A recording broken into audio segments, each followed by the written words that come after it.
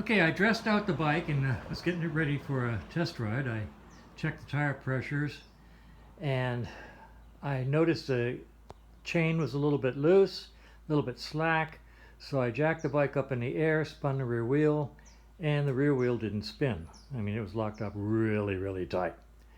So I checked the brake calipers and they look like they are jammed shut. I checked the master cylinder. The rear master cylinder was completely dry. I tried pumping some fluid through it and that didn't help any. So I pulled the pads out. They're laying right there.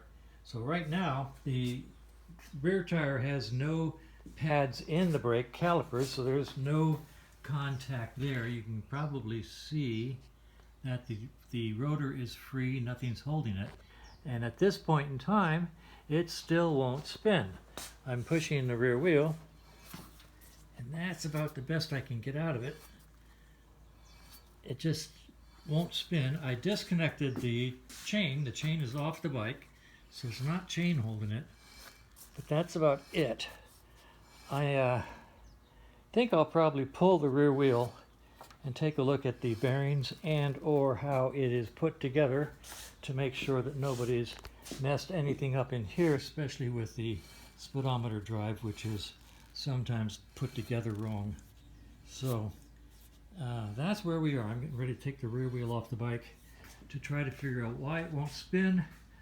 I put the chain back on, align it, and then try to unjam the caliper pucks, pistons inside, and see if I can do that and get away with it, or else we'll have to rebuild the rear brake caliper, maybe, possibly.